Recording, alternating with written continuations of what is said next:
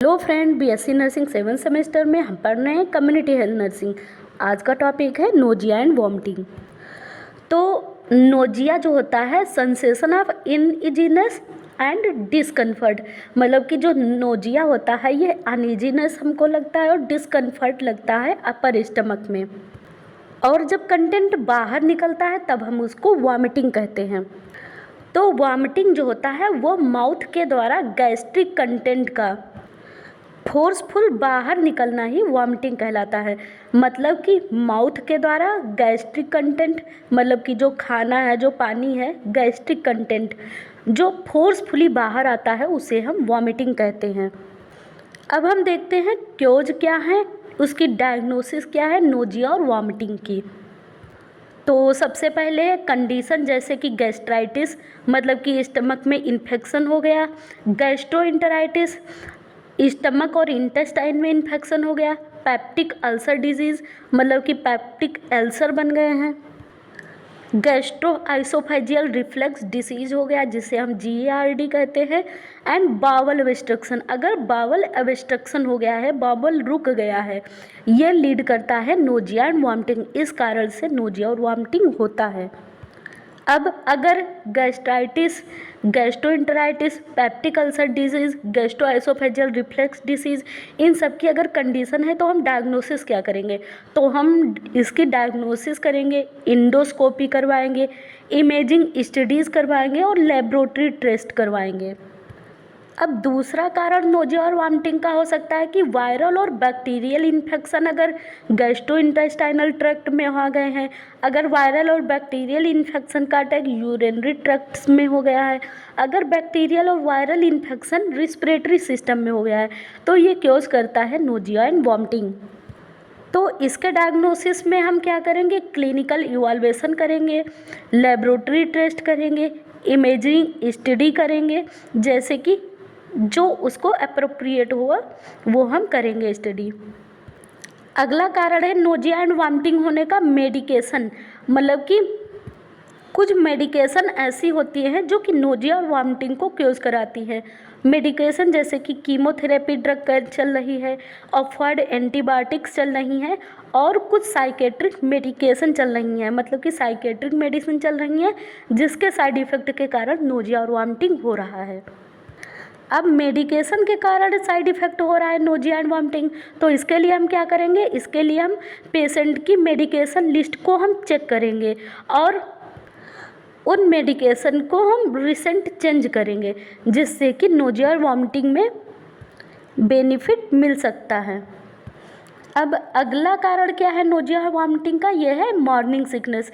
जब mother pregnant होती है तो उसके फर्स्ट ट्राइमेस्टर में नोजिया एंड वॉमिटिंग देखने को मिलती है, मतलब कि मॉर्निंग सिकनेस देखने को मिलती है जिसमें कि नोजिया और वॉमिटिंग देखने को मिलती है।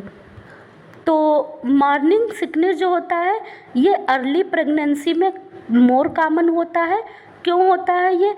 हार्मोनल चेंज के कारण नोजिया और वॉमिटिंग आती है अर्ली प्रेगनेंसी में मदर को। अब हम इसकी डायग्नोसिस कैसे बनाएंगे? तो इसकी डायग्नोसिस हम बनाएंगे मेडिकल हिस्ट्री के बेस पे, फिजिकल एग्जामिनेशन उसका करेंगे और प्रेगनेंसी टेस्ट उसका करेंगे। अब अगला क्या कारण है नोजिया एंड वॉमिटिंग का? तो अगला कारण है ट्रैवलिंग। अगर हम ट्रेवल करेंगे कार, बोट, एरोप्लेन के द्वारा तो कुछ पर्सन को ट्रिगर मोशन हो सकता है सिकनेस का, जिसके कारण नोजिया और वॉमिटिंग देखने को मिलता है। अब इसकी डायग्नोसिस हम करेंगे, तो इसकी डायग्नोसिस के लिए हम क्लिनिकल प्रेजेंटेशन करेंगे। क्लिनिकल प्रेजेंटेशन के बेस पे डायग्नोसिस बनाएंगे और मोशन एक्सपोजर की हिस्ट्री देखेंगे कि उसको कितने दिन से ये मोशन सिकनेस हो रहा है, उसकी फैमिली में तो नहीं है। तो इस तरीके से हम नोजिया एंड वॉमिटिंग की डायग्नोसिस बनाएंगे। अब हम देखते हैं मैनेजमेंट। अब मैनेजमेंट में हम क्या करेंगे? एक असेसमेंट को कंडक्ट करेंगे जिसमें हम ये डिटरमाइन करेंगे कि नोजिया और वॉमिटिंग के क्योज क्या है, क्या कारण है जिससे नोजिया और वॉमिटिंग आ रहा है। जैसे कि सिम्टम क्या है, किस टाइम पे ये सिम्टम आ रहे हैं, किस फ्रिक्वेंसी से सिम्टम आ रहा है नोजिया वॉमिटिंग का, और एसोसिएटेड फैक्टर क्या है जिससे नोजिया एंड वॉमिटिंग आ रहा है, मतलब कि जैसे फूड इंटेक के बाद में नोजिया वॉमिटिंग आ रहा है या किसी मेडिकेशन को लेने के बाद में नोजिया वॉमिटिंग आ रहा है। और नोजिया और वॉमिटिंग आने के रिकरेंट सिम्टम क्या हैं।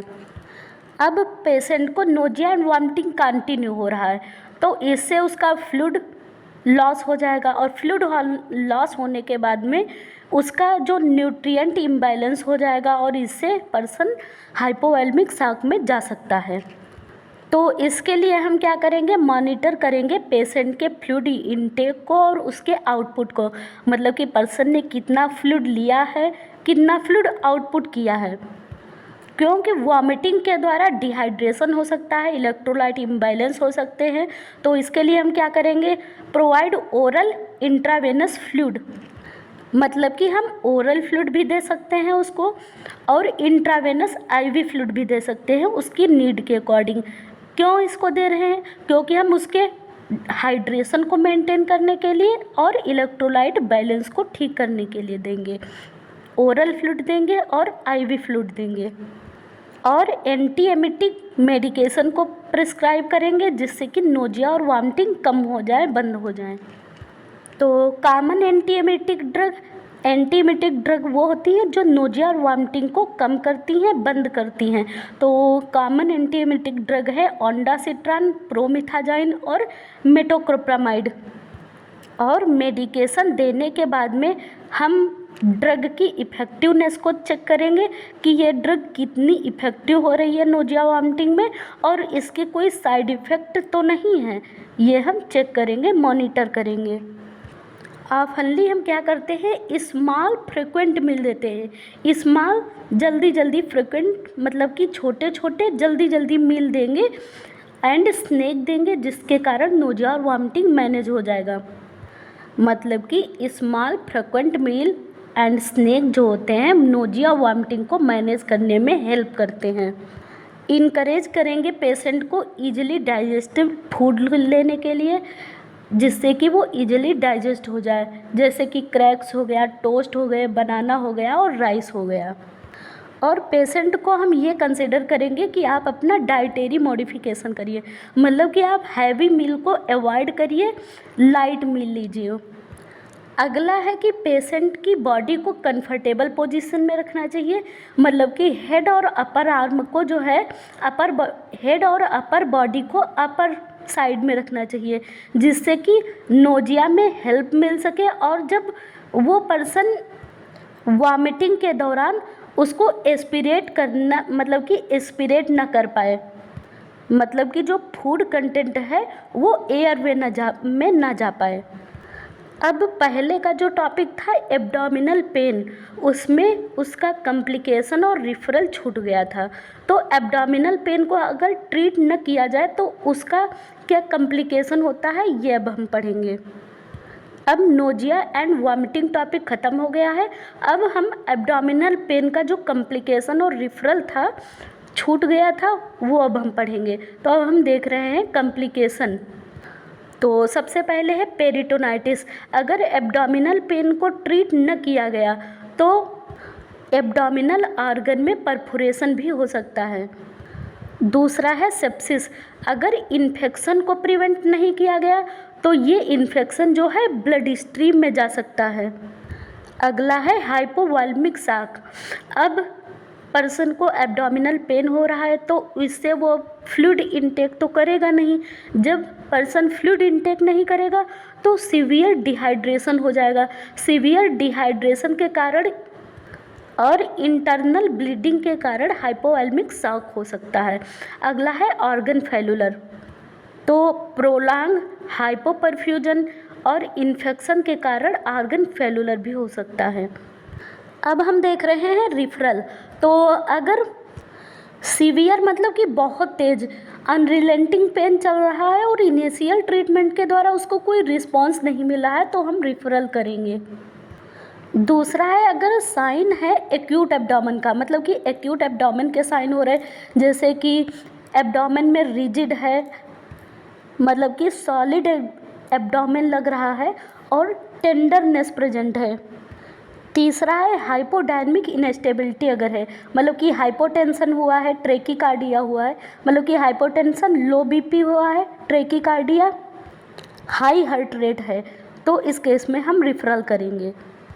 अगला है सस्पेक्टेड इक्टोपिक प्रेगनेंसी, मतलब कि अगर सस्पेक्टेड इक्टोपिक प्रेगनेंसी लग रही है या रेप्चर्ड एब्डोमिनल एओर्टिक एन्यूरिज्म है, तो इस केस में हम रिफरल करेंगे। अगर प्राइमरी केयर सेटिंग में हम एब्डोमिनल पेन को डायग्नोस नहीं कर रहे हैं, उसको मैनेज नहीं कर रहे हैं, तो हम हायर सेटिंग में उसको रिफ़र करेंगे। अगर परसिस्टेंट और अनक्लियर गैस्ट्रोइंटेस्टाइनल पेन है तो हम गैस्ट्रोएंटेरोलॉजिस्ट के पास में रिफ़र करेंगे।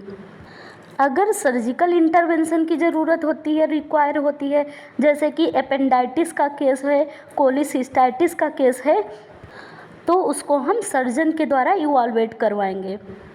मतलब कि अगर सर्जिकल इंटरवेंशन जैसे कि एपेंडाइटिस, कोलेसिस्टाइटिस की ज़रूरत है तो हम सर्जन के पास उसको रिफ़र करेंगे। अगला है अगर एब्डोमिनल पेन का गायनिकोलॉजिकल केस है तो हम उसको ऑब्स्टेट्रिशियन या गायनिकोलॉजिस्ट के लिए कंसल्ट करेंगे। अगर किडनी रिलेटेड क्योज के द्वारा एब्डोमिनल पेन हो रहा है तो हम उसको नेफ्रोलॉजिस्ट या यूरोलॉजिस्ट के लिए रिफ़र करेंगे। Thank you. अगर हमारी वीडियो आपके लिए हेल्पफुल है तो हमारे चैनल को सब्सक्राइब कीजिए और वीडियो को लाइक कीजिए। Thank you.